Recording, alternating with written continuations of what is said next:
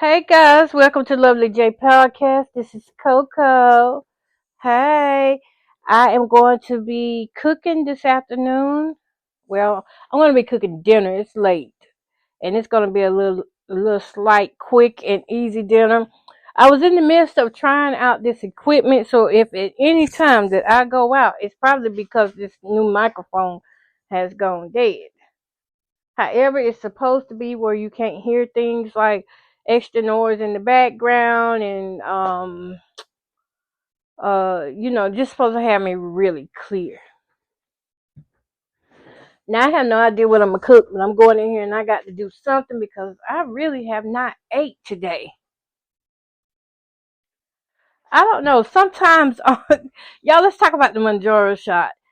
Okay, because sometimes that Majora shot, it'll have me where I can't hardly eat anything, and I'm having to force myself to eat sometimes. And then other times, it'll have me where I'm just straight up hungry. I'm gonna eat what I want to eat, and sometimes that don't work out right. Now I do have some things here I want to try. I have this roast, roast beef in broth, fully cooked, and I have some. That's 400. How much protein is that? Oh, 20 grams of protein. That's not bad. And I have a small thing of candied yams that I can put with it. And I think that's what I'm going to cook. So let's get started. I'm at the stove. To God be the glory. Let me turn this on.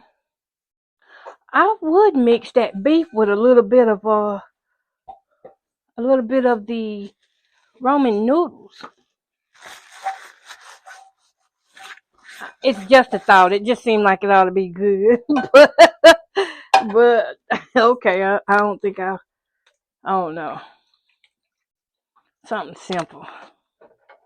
Something fast too. Okay, let me tell you what I'm gonna do. Cause I really don't know. Okay, since I'm cooking. I am going to I wanna say if I can find it. Because I know this will be good if I can find it. Or if I have one is a better word to say. Oh yeah. I want to put some onion. Cook down a nice onion. Saute it in a little bit of oil. And add this beef to it. Then in another pan what I'll do. Let's see. I don't want to keep the juice off that beef. So I'm going to saute the onion first. Because, all I got to do is heat up this beef. I've never heard of this beef before, but my biological mom, I do her little grocery orders for her, and she told me, she said, I want some canned beef. Oh, like canned beef? What is canned beef?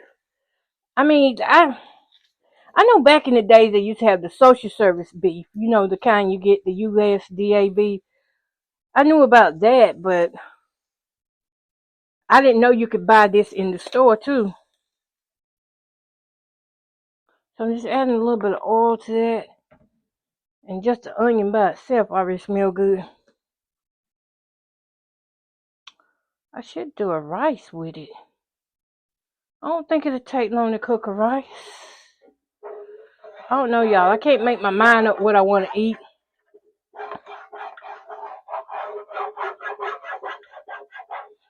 Because my stomach is being so funny. But getting back to it, it's called roast beef in the can. And it's got 20 grams of protein in it. So that's going to help me with my protein goals. 440 milligrams of sodium. That's not bad for one serving because they tell us to stay under 600. So this means that I can have like probably 2 servings of this and still be good, since I haven't had anything to eat today. And a serving size is 3 ounces. It's 3.5 servings in this little can. It's not a little can, but no sugars. 120 milligrams.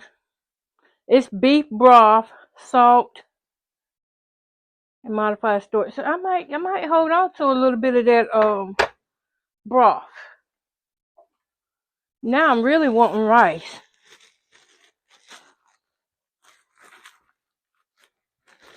I mean, really wanting it.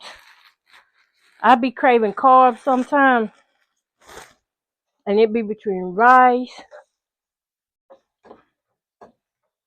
and mac and cheese. So I am cooking this down. I wanted a candy yam, but I don't know if that's gonna happen. Cause who gonna wash these pots and pans? Not me today. This is looking good already. And I'm gonna give a shout out to God and to the therapist that did help me get back reclaiming, parts of my life,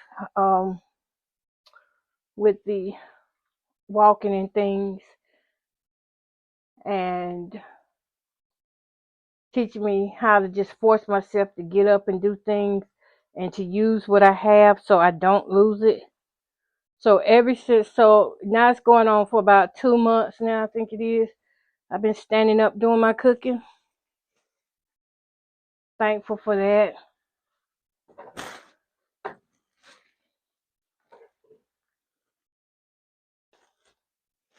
Ooh, I really want me some rice.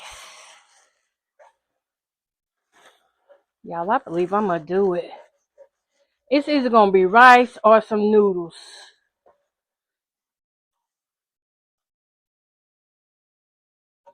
I really want it. My body is craving that starch. It's gonna be rice. I've got time. Why am I rushing? You know what? I'm gonna tell you. I'm gonna tell you why I feel like I'm rushing. And I am kind of jippy a little bit. Not in a bad way, but I'm gonna say I'm energized. I drank a half an energy drink, and it's green tea, 150 milligrams of caffeine. And I drank this green tea, and ever since, I've just had this energy about me. And now I'm up and don't want to sit down and do what I'm supposed to be doing because it's got to do with sitting down. Now, in a way, that's a good thing. In another way, it's funny. Because at the same time, my back starts to hurt when I think I can stand up for a long, long time. Getting the water in this pan, we're going to go ahead and do us some rice while these onions are cooking down.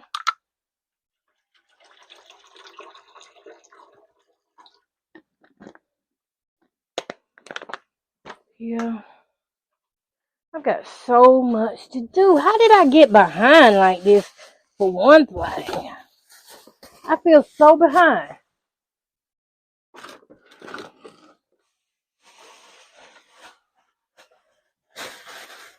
Let me grab me some butter out this fridge. Even my fridge work is like, I need to do something with it too. Okay. But I got this. Don't ask y'all. When I'm walking by, I'm dropping stuff. Okay. Add me a little butter to this water. Then I'm going to go sit down. Back trying to hurt. I hope y'all had a good Mother's Day. I'm not going to complain about my Mother's Day. I just thank God everybody is alive, well, and doing what they choose to do. Having that freedom to choose to do good or bad. And I know my podcast yesterday was a little bit off the chain. But it needed to be because, think about how it's it's like they keep trying to do these humiliation rituals on me. And I'm like, okay, well, you're not even brave enough to say it to my face that you don't like me or that you have something against me.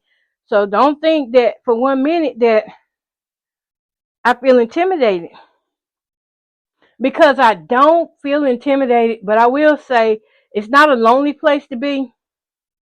It wasn't embarrassing for me because, like I said, they have done it before. And what I'm talking about is when your family stands on one side of the room and you're on another side of the room, even though you're supposed to be in a group together. It's not like that if you are blacklisted. Your family makes sure that society knows that you are not part of them and that they do not condone any part of you. And they isolate from you because you're not part of them. And then they have the nerve to sit down with you and still eat. But they make sure the people know that they're not with you. And so when I see my family doing that, I said, now, does this hurt me or hurt them? It doesn't hurt me because I know better. I know better now. It used to hurt. But when you start guarding your heart, you start paying attention to everything and everybody. So when I started guarding my heart, that's what made a difference in the way I receive things from them. Okay, y'all. I've got it going here. This water is about to start boiling, and I'm going to add in. I need these onions to brown a little more. I'm going to add that rice in when the water starts boiling. But yeah, guarding your heart is so important. Guard your heart at all times. I mean, even when you think that you're having a good time, you need to guard your heart and protect your spirit and soul, because they can say things to you that you won't even catch on to until maybe a week later or 2 weeks later. And then you'll be like, wait a minute, didn't they say that? You remember, it was like I told you, the girl said, your hair looks nice. The next day, they started cutting my hair off. They started taking my hair. The same girl asked me, she said, can you stand like this? Let me see your legs. Can you stand like this? The next day, I wasn't able to use my leg for 3 months after she said that. So I pay attention, but I don't catch it always when they first do it. But when I do catch what they're trying to aim at next, I mean, it's horrible. And that's what they call those of us who have been isolated from society. They call us targeted individuals. No church wants to be associated. And I guess y'all probably wondering, well, why you talk about it so much? Why I talk about it a lot because that's my life. That's where I'm at in life. It's not where I'm going to stay, but it is where I'm at in life. It's not nice. It's not pretty. But I talk about it because, when I was doing my plus size grandma reality show, I was talking about the things that go on in my life, and that would be whatever was going on for that day. That's what I talk about. And it's the same with this. Even though labeled as a targeted individual, it's the same thing. It's just part of my daily life.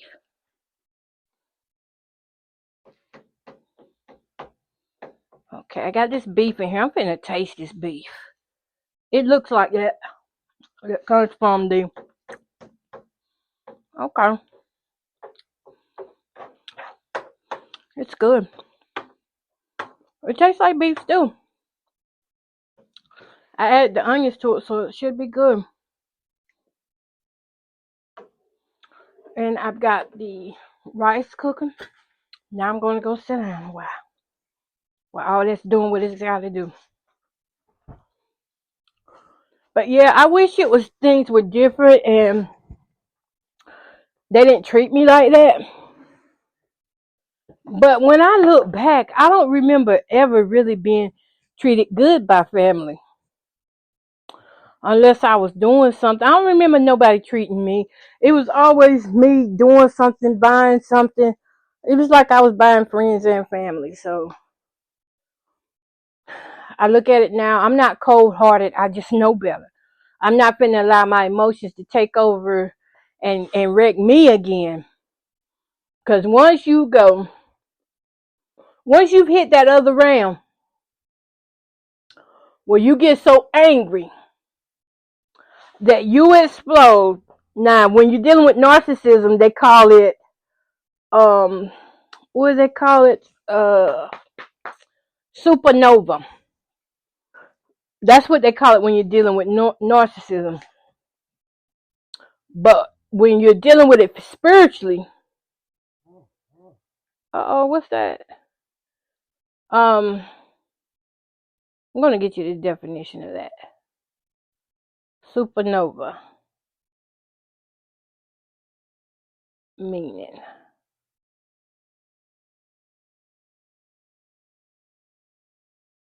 in narcissism. Let me see here.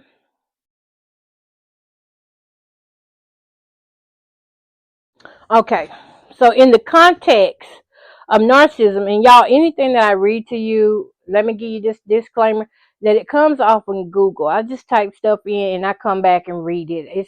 It's not my work. I don't own it. I talk about it for educational purposes. That somebody who may be going through the same thing that I experienced, that now that you know better, you're going to handle yourself and protect yourself accordingly. Because the key here is to try to remain safe in spirits and physical body. So in the context of narcissism and empaths, a supernova refers to a dramatic and often sudden transformation where an empath, overwhelmed by prolonged emotional abuse, begins to mirror the narcissist's behavior, sometimes in an explosive or intense way as a form of self-defense or to break free. It's a desperate attempt to protect themselves, potentially leading to outward displays of anger, frustration, or even narcissistic traits themselves. And I'm gonna tell you, as an empath, I can tell you, I know what narcissistic traits are. I have lived around it all my life.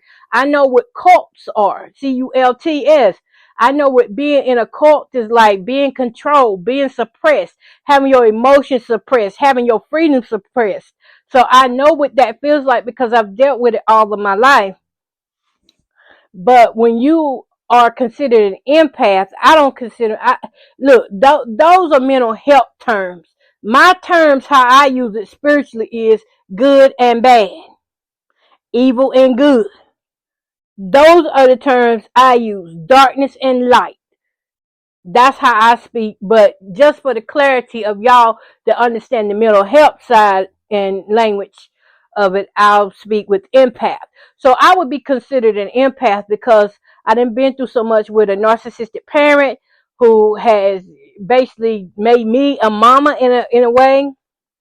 I was made to be a mama. I was made to be the caregiver, the one who took care of all the business. Anytime there was something rough or tough went on, you know, I was the one that stepped in. I was the deliverer of bad news, good news.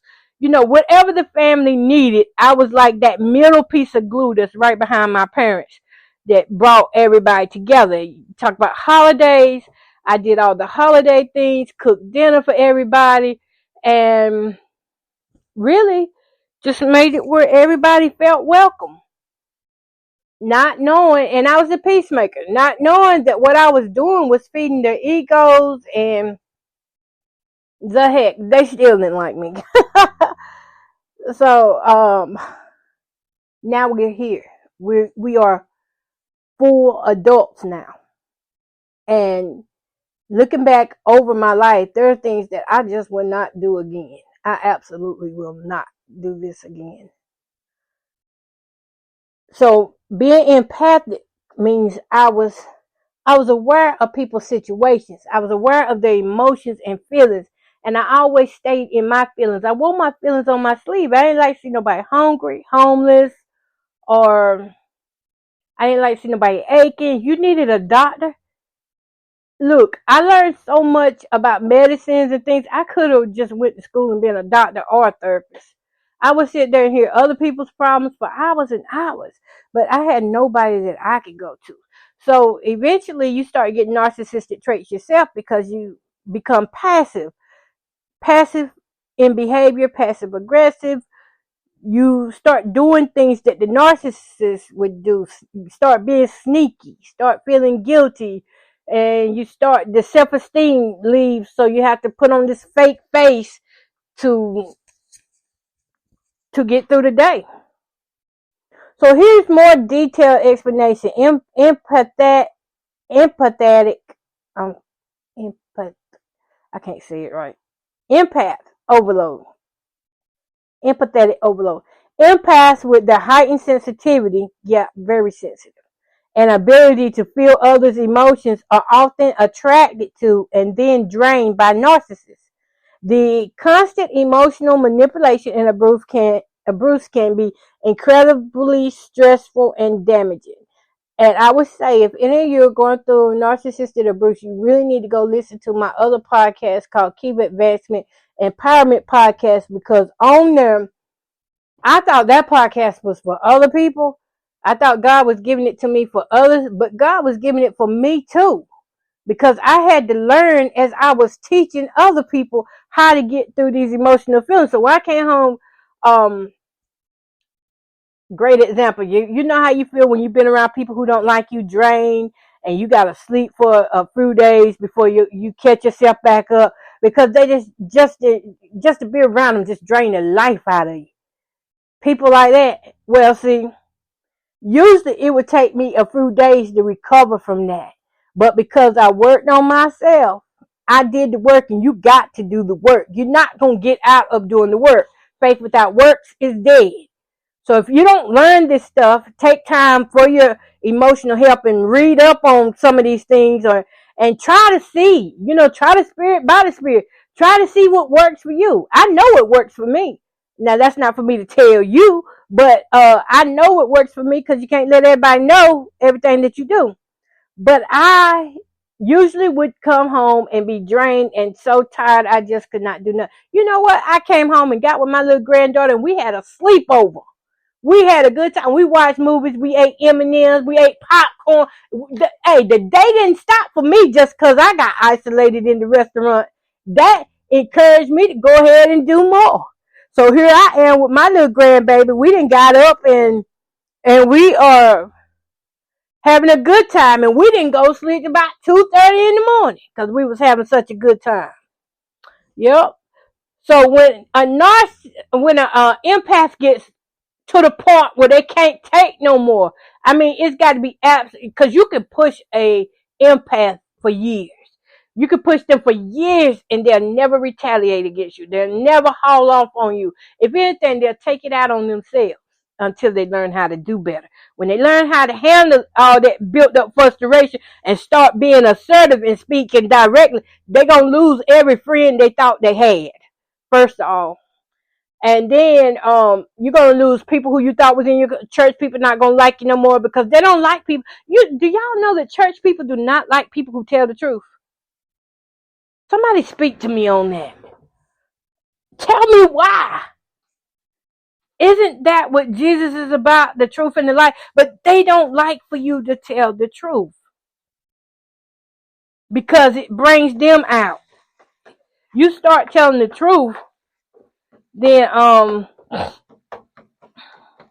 this is gonna be so good. You start telling the truth, then you're interfering with them.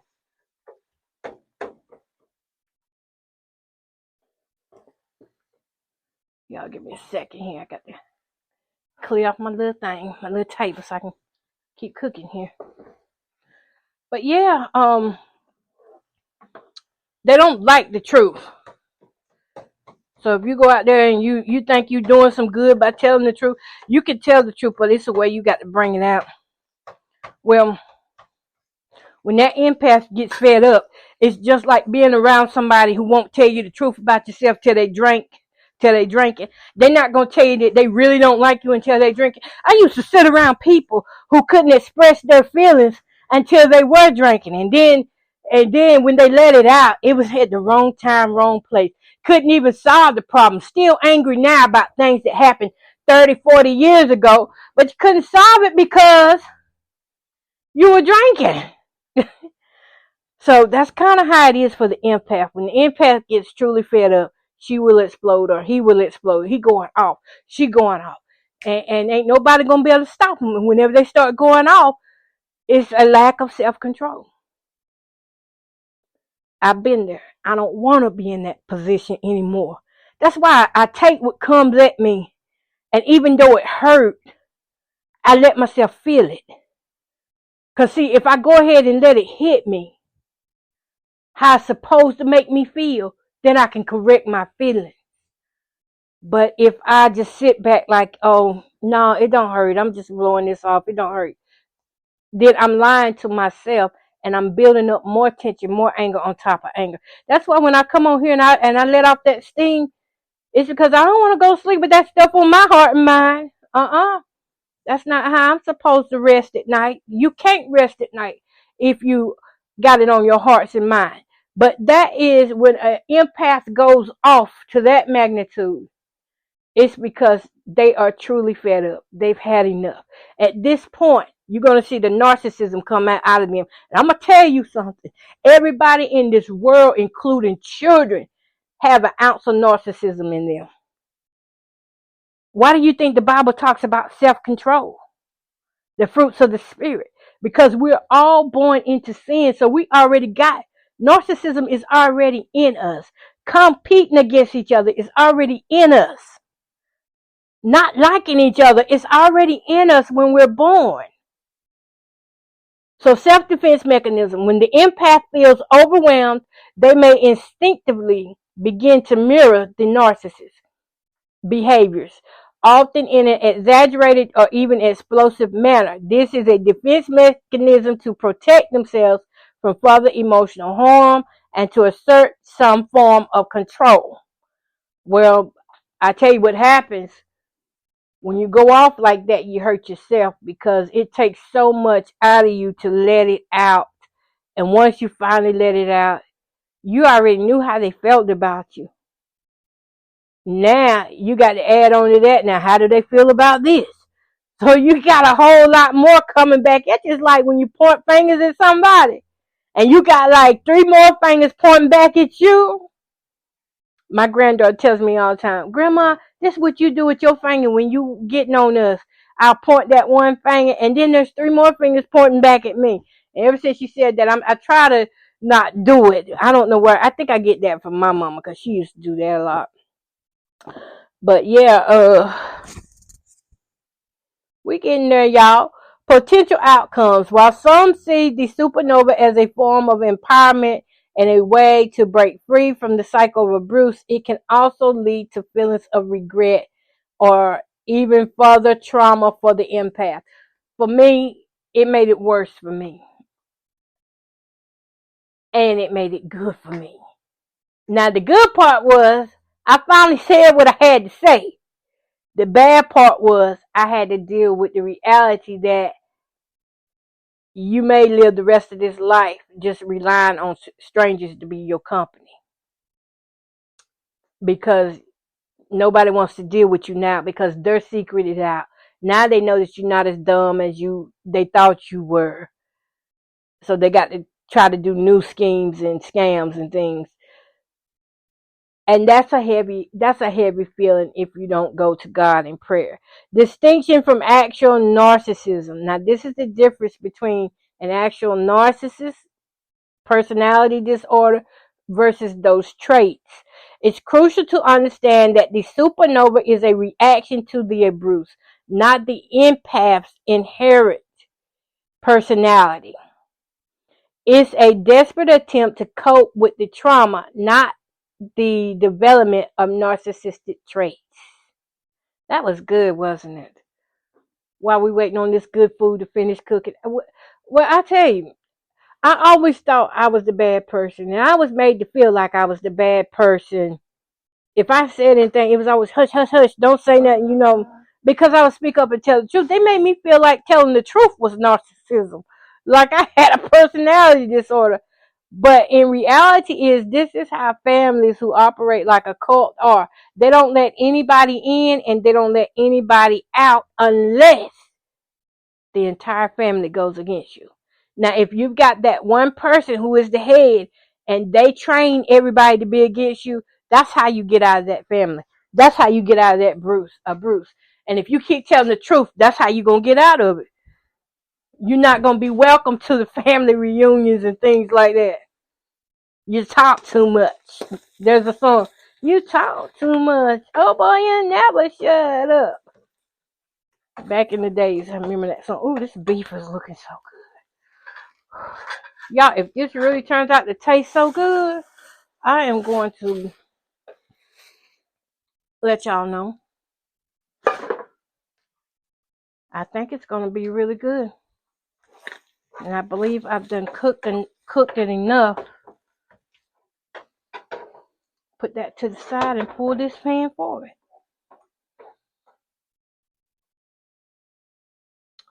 Let me turn that one up and turn this one down. And go sit down and talk with y'all a little more. I went supernova in 2014, 2019. Changed my entire life.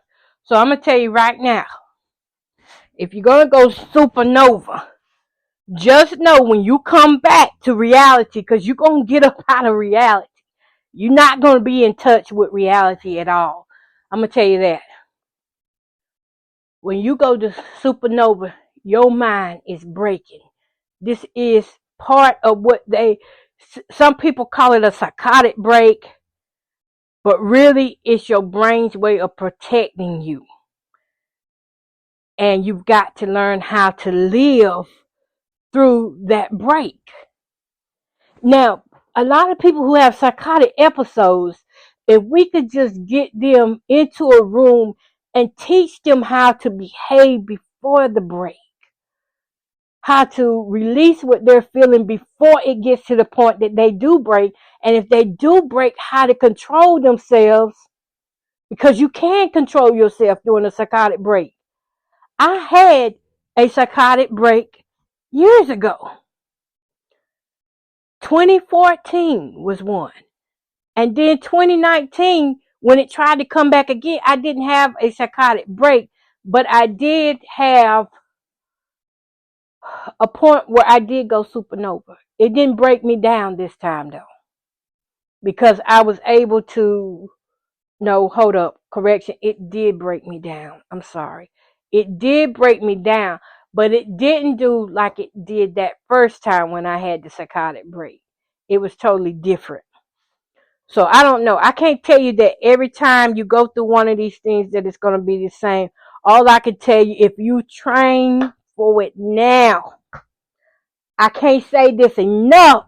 When I was teaching Kiva classes, I thought that, oh, okay, nobody's not going to get anything out of this. But I got people in my email right now saying, we need you to come back. We need you to come on our shows, or we want to come on your show because your platform has opened up the door for so many who were lost. And that's just amazing, because in some sense, I kind of was trying to drift away from it this year. But God has a way of chasing us down and pulling us back. Now, let me give you an example of a supernova's behavior. These can include intense outbursts of anger, throwing belongings in rage, or even taking on narcissistic traits themselves, like becoming dismissive or devaluing the narcissist. Potential outcomes. While some see the supernova as a form of empowerment and a way to break free from the cycle of abuse, it can also lead to the feeling it can also lead to the feelings of regret or even further trauma of the empath. And I read that again because I want you to realize that you can sit there and brag about going supernova or going off on your boyfriend or your husband, your girlfriend for the guys. You can brag about how far and how much you got somebody told. But the reality is, if you go supernova, you're a little mental. You are now at that stage where you are mentally ill.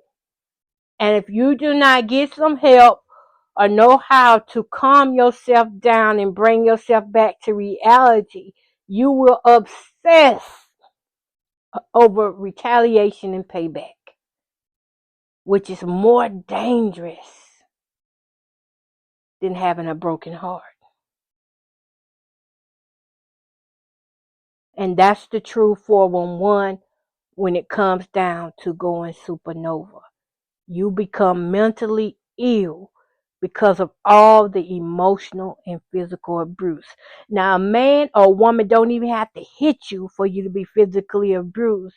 All they got to do is gaslight you, manipulate you in certain situations, convince you of who you are not, and watch your physical appearance change. Watch it go down. Watch your physical and emotional strength go down. So it's not always somebody beating on you. It is a form of domestic violence, though, but it may not be in the form of them hitting you. Verbal abuse is just as bad as physical abuse, because eventually it becomes physical. And these are the things that I wish somebody had told me about years ago, but I guess they didn't know themselves, because this is stuff that, is relatively still new, and people really still don't know how some do it. That's why they study people like me. They call us intelligent. I call it survival.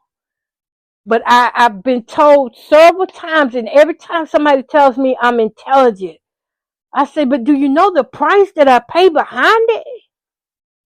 You saying I'm intelligent, I say I'm surviving.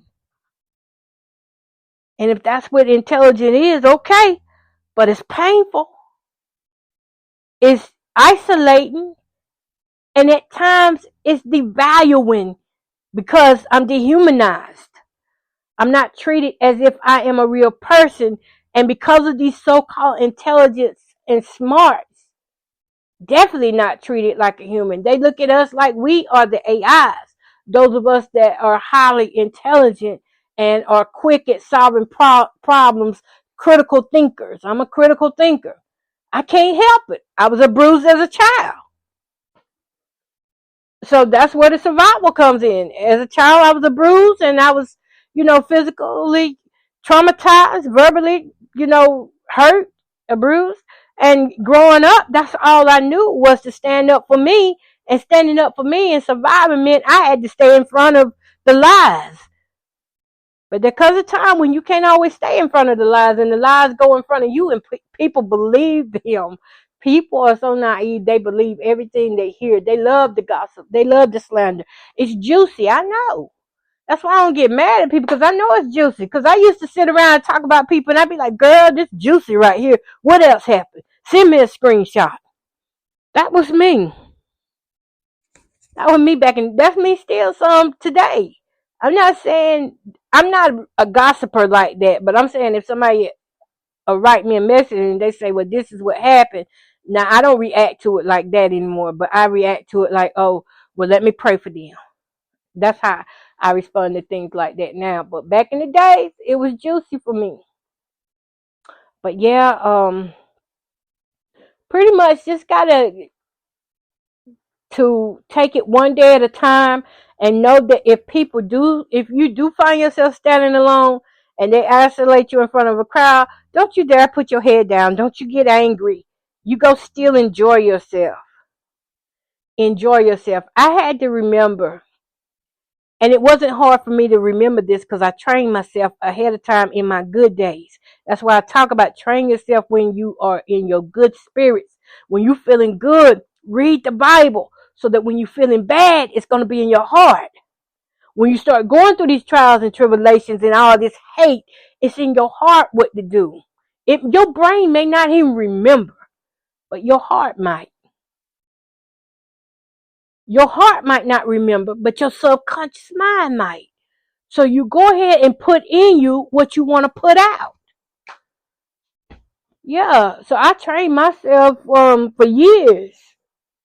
Since 2000, since I became single. I really became single around 2009, 2010, and that's when I started studying mental health.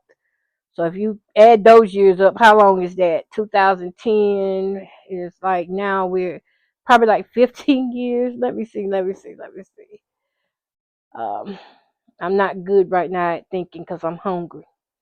I am hungry. That's why I can't calculate right now. I ain't ate all day. Okay, but I can talk though. Okay, so I'm gonna say 225. Around 2009 is when I started studying. Yep, 16 years. 2008. 2008, I went and graduated. I got my GED, graduated, and went into college. And that's when I started really studying in the mental health. That's when I knew, like, this is my calling right here.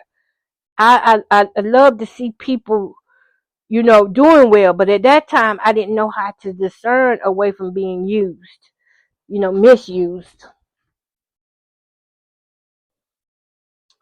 Let me check this rice, because if it's ready, I'm going to get off of this thing with y'all and I'm going to eat. Rice, is you ready? It be looking like it's about to be there, but it's not. Oh, I cannot wait to eat this. Train your mind in your good days. How do you train your mind? What I did, I found articles, and not just any kind of articles, because you got some articles out here that are not certified, that you don't have psychiatrists that have, signed off of it, or they're not part of. So you got to be careful what you read. You want to find some good information, you can look at any of the EDUs, any of those colleges that have articles up. Say, for instance, Psych Central is a place that I use. It's a platform that I use to study a lot on. What was the other one? It wasn't just Psych Central. It was another one. Oh, yeah. Psych Central and Psychology Today. I read those articles like it was no tomorrow, because those are psychiatrists that are writing those articles. So everything anytime I came to a stumbling block, I'd be like, let me go study what this means. Why am I feeling like this? I put my symptoms in, then Google send me somewhere. But if they send me somewhere and I find out what it is, then I'll type in Psychology Today or Psych Central and then learn on it. And then I go to Harvard. I go to the universities like Cleveland. Cleveland, Ohio has a lot of good information concerning mental health. They have articles and they have real life cases that you can go read and study yourself and learn. Just about anything that they would do in getting a psychology degree, I did that for the last, how long did I say? For the last 16 years. That's what I have done, nothing but read up on articles. And I started incorporating the Bible. I started studying that in 2008. By 2014, I realized that I needed something to hold on to besides people. And that's where faith came in. That's where God came in. I was going to people and I was telling them how I was feeling about certain situations, and I noticed they kept blowing me off. They just didn't want to hear me talk. And I didn't know why they were treating me like that, but that's what they were doing. They were blowing me off. When I started telling my problems, nobody wanted to hear me. But when they told theirs, I listened faithfully, and I gave a righteous judgment on their situation. I had an ear for them. I was, I had compassion. I had love for them. And I stuck by them through some of their trying times in their life. Whether it was a person going through cancer, somebody planning a funeral, whatever they needed, I gave 100% of me to making sure they was okay. But at the end of the day, I come home and I ain't have nobody. And that's when I realized I need somebody that's higher than people. And that was God. I need the highest name that's out there. Who is the highest name that's out there? Who can I go to right now, all time of night, in the midst of my crying, in the midst of my pain? Who can I go right now? Who can I go to right now that will help me financially? Who will help me mentally? And I remember getting on my knees crying out, God, I need you. And it was painful because I was overweight then too. And it was hard and heavy on my knees. I need to start getting back on my knees praying. But it hurted so bad, but so much came out of that prayer. God, I need you. I yield, I yield. I can't hold out any longer. I can't do this without you.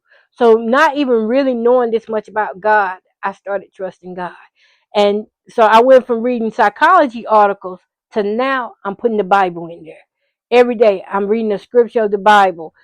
Not in big chunks like chapters. I'm talking about 1 or 2 scriptures a day. Didn't even understand the whole chapters. But eventually I got to the place where I was understanding and interpreting what the chapters were saying, who was saying it, how they were saying it, and why they were saying it. And that helped me to understand my mental needs, my emotional needs, and my physical needs. And we all have, and my spiritual needs. And we all have all of that. We all have all those needs that need to be addressed. And if they're not addressed, if one is lacking, it's going to really upset another.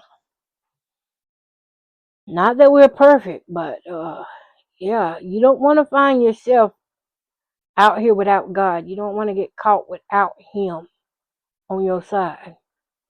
Because yesterday could have went so bad. I could have came home and Mother's Day Saturday, Mother's Day dinner that we celebrated Saturday, I could have came home and felt depressed about it. Or yesterday for Mother's Day, I could have felt bad because my kids didn't give me no gift. I could have sat back and, cried about it or, reminisced over or what do you call it? It's not reminisced. I can't think of the word. It starts with an R.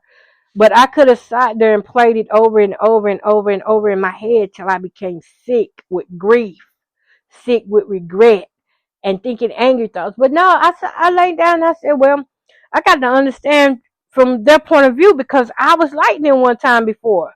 I was made to turn against my parents too one time before because if I wouldn't have been, I would have still been on, right? So you have to let people make their beds. You have to pray that when they make their bed, that they can handle the consequences of it. If you make a bed with nails, you're going to get hurt. If you make a bed with God, you might get hurt, but you're going to be all right. And you still can go to Him 24/7. He won't turn you away like people will. You can go to that Bible all day long, 24/7, but I bet you ain't got one friend out there that you can go to all time of night and really feel comfortable with going to them all time of night. Every day if you have to. You don't have that out here.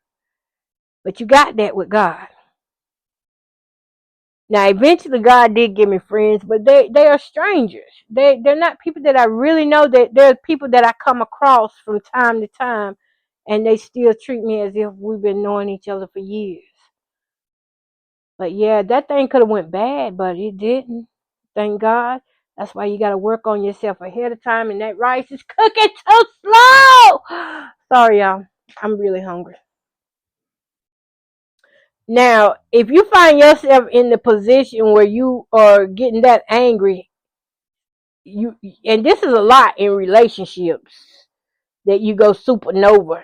You want to get somebody told about your man or about your woman. You want to go off on them because they ain't had no business sleeping with your man or your woman. They knew y'all were together and they still did it. Well, that's a you problem.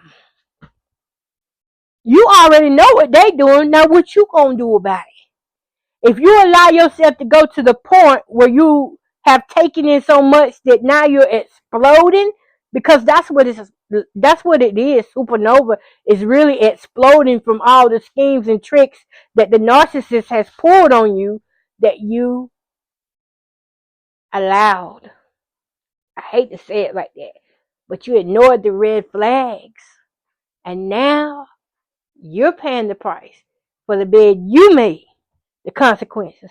I was a man like that. I was a fruit man like that, and I paid the consequences for it. And I can't say with an honest, straight face that I won't go through that again, Because honestly, when you're dealing with narcissists, they seem so sweet and loving, and they can reel you in so quick.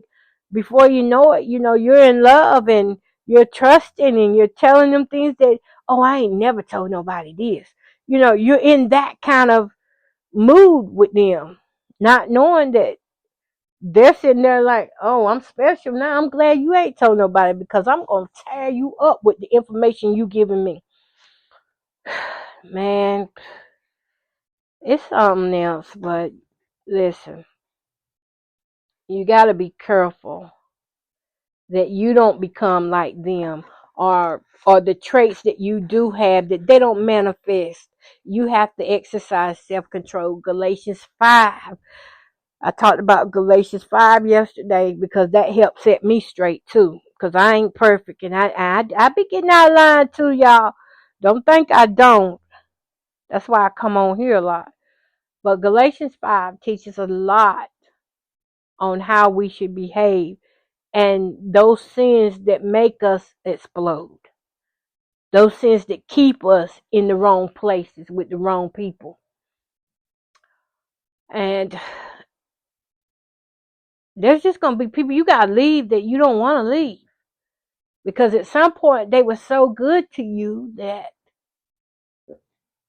you just don't want to let go. Because that feeling, you don't want somebody else to get it. It's that competitive side in us that doesn't want somebody else to have what we have, but they already getting it. And we just too blind to really open our eyes and say, okay, I see it. I see it. Okay, you cheating on me. Nobody wants to look at it like that. You're cheating. Cheating is a big deal because you get betrayed. Because you put all your faith into this person and now you find out they don't want you. Or you put all this trust into your family and now you find out they don't want you being a part of their family. And so they're going to treat you horrible to keep you from going to events that the family do have. They want you to know that you are isolated. They want you to feel like a nobody. They want you to hurt yourself because they don't like themselves. Go read that Galatians 5 so you can find out which one of those things you're doing that's holding you back. I'm gonna glance at it right quick and just see if I can pull out I think it was Galatians 5:19 that was speaking on exactly those sins that was causing us to stay in trouble. Uh-oh. What am I doing, girl? Okay, so I'm gonna go here Galatians 5:19 through 23 because the flesh is what causes us to cut up. Okay. So these are the acts of the flesh. I know I said this yesterday, but I'm just gonna go over it again because I know that some of this is what would have caused me if this had been 5 years ago, I would have absolutely cut up right there in the restaurant. Why y'all standing over there? Y'all acting like you don't know me. I would have walked out of the restaurant and been like, I'm not finna take this. I'm not finna take this. You know how we do that. I'm not gonna take this and walk away. I could have done that. But that's not who I am now. Galatians 5:19 says the acts of the flesh are obvious: sexual immorality, impurity, and debauchery, adultery, and witchcraft, hatred, discord, jealousy. Now, that's what could have hit me yesterday. It could have been jealousy because nobody wants to be around me, but everybody's over there with the cool people, but nobody wants to sit with me. That could have been me, but it wasn't. Fits of rage, mad because nobody don't want to sit with me. Nobody don't want to talk with me. That could have been me too. Selfish ambition, just focusing on me, and walked out of there because I was only focused on me, but that wasn't me, thank God. I sat there anyway. I said, well, I'm not here for myself. I'm here for my granddaughters to learn how to treat themselves when they get older, and I'm here for my mother. And I took self out. Envy, drunkenness, orgies, and the like. I warn you, as I did before, this is Paul talking. that those who live like this will not inherit the kingdom of God. But the fruit of the Spirit is love, joy, peace, forbearance, kindness, goodness, faithfulness, gentleness, and self-control. Against such things there is no law. So if you are finding yourself in these tough situations, it's because you're doing something that's in that scripture. You are doing something. Let me check this right, because I am hungry and I really want it, but something that's in that scripture. Let me stop talking about food, y'all, because I'm really hungry. Okay, this rice is ready. Ooh, messing with y'all.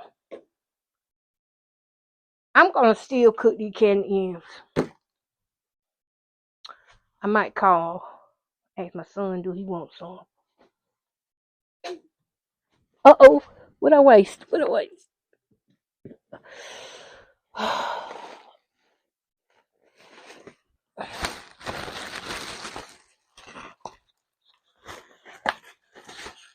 still do the canned yams.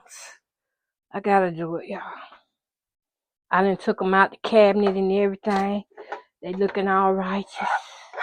They in the can. All this meal today is by the can. It's good. So yeah, when you feel yourself getting ready to go supernova or feel like things are out of your control, go back to God. Go back to them scriptures. It don't gotta be that way. You don't have to soak it in like that. When we serve a God that says he'll take it all, he'll take all that yoke.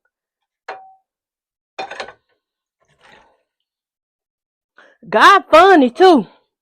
Because sometimes the very same things that people are doing to you, he'll allow somebody to come back and do it to them. I gotta find me some cinnamon. Then it don't be so funny. But he sure will. He will allow it to happen to them. Oh, y'all, hope I got some cinnamon. That's what I'm looking for. Ooh, I need to clean my spice thing out. I don't see any. Is that it? Yeah, this is it.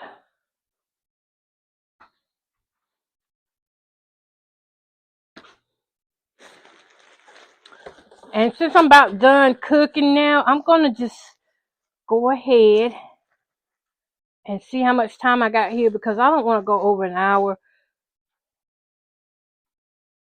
Because like I said, I'm just ready to eat, and this is just what come on my mind to talk about for today.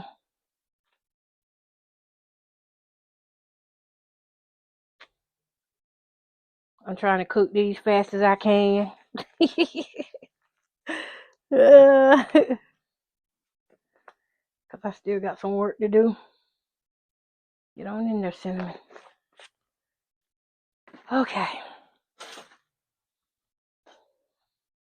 Yeah, so I know some of you are going through those issues like I be going through, but don't let them take you there. Because if you break, who gonna be there for them kids? And then don't even let your adult kids take you there. We got to talk about that one day. The adult kids of things. Yeah. Okay, y'all. That's enough. I felt good about what I said. I'm finna go because I got work to do. I got to eat. And I want to be off work by at least 12:30, 1 o'clock in the morning. And in that bed. Peace, love, and happiness. Till next time. Y'all be good.